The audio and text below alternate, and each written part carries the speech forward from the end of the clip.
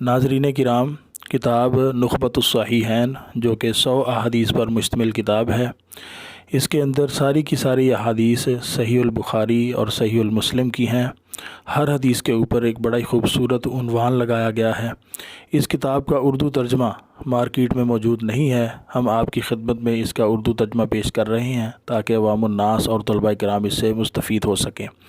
57 احادیث با ترجمہ پچھلے کلپس میں ہو چکی ہیں اور اب 58 نمبر حدیث سے ہم آغاز کرتے ہیں۔ جی بیٹا۔ حدیث نمبر 58، قاضی کا فیصلہ حرام کو حلال نہیں کر سکتا۔ عن ام سلمۃ رضی اللہ عنہا ان رسول اللہ صلی اللہ علیہ وسلم قال، سیدہ ام سلمہ رضی اللہ عنہا سے روایت ہے کہ رسول اللہ صلی اللہ علیہ وسلم نے فرمایا، انما انا بشر،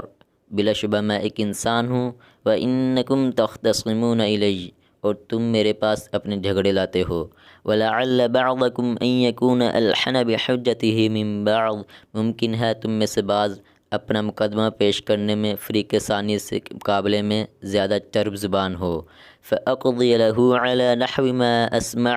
اور میں تمہاری بات سن کر فیصلہ کر دوں، فما قضیت لہ بحق اخیہ شیئا فلا یأخذ، تو جس سے میں اس کے بھائی یعنی مخالف فریق کا حق دے دوں تو اسے چاہیے کہ اسے نہ لے، فإنما اقطع لہ قطعۃ من النار، کیونکہ وہ آگ کا ٹکڑا ہے جو میں اسے دیتا ہوں۔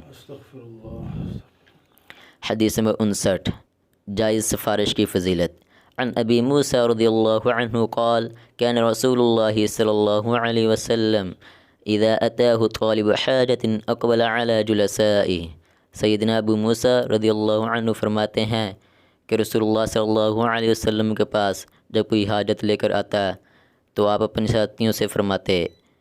قال اشفعوا فلتؤجروا، آپ فرماتے اچھے کام کی سفارش کرو تمہیں اجر ملے گا، وَلِيَقْضِ اللَّهُ عَلَى لِسَانِ نَبِيِّهِ صلی اللہ علیہ وسلم ما احب، اور اللہ تعالیٰ اپنے پیغمبر کی زبان پر وہی حکم جاری کرے گا جو وہ چاہتا ہے۔ حدیث نمبر 60، بندے کی مخلوق سے بے نیازی خالق کو پسند ہے۔ عن حکیم بن حزام رضی اللہ عنہ عن النبی صلی اللہ علیہ وسلم قال، سیدنا حکیم بن حزام رضی اللہ عنہ نبی صلی اللہ علیہ وسلم سے روایت کرتے ہیں کہ آپ صلی اللہ علیہ وسلم نے فرمایا، الید العلیٰ خیر من الید السفلیٰ، اوپر والا ہاتھ یعنی دینے والا ہاتھ نیچے والے ہاتھ یعنی لینے والے ہاتھ سے بہتر ہے، وبدأ بما تعول، اور پہلے انہیں دو جو تمہارے بال بچے اور عزیز ہیں، وخیر الصدقۃ عن ظہر غنا،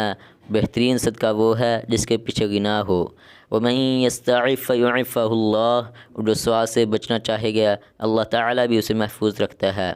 ومن یستغنی یغنیہ اللہ، اور جو دوسروں کے مال سے بے نیاز رہتا ہے اللہ تعالیٰ اسے بے نیاز بنا دے گا۔ محنت کی کمائی گداگری سے افضل ہے۔ عن ابی ہریرہ رضی اللہ عنہ یقول، قال رسول اللہ صلی اللہ علیہ وسلم،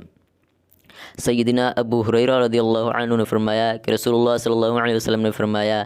لَأَن يَحْتَطِبَ أَحَدُكُمْ حُزْمَةً عَلَى ظَهْرِهِ، وہ شخص جو لکڑیوں کا گٹھا اپنی پیٹھ پر لاد کر لائے، خیر له من ان يسأل احدا، وہ اس شخص سے بہتر ہے جو دوسروں کے سامنے ہاتھ پھیلائے، فیعطیہ او یمنعہ، چاہے وہ اس کو دے دے یا نہ دے۔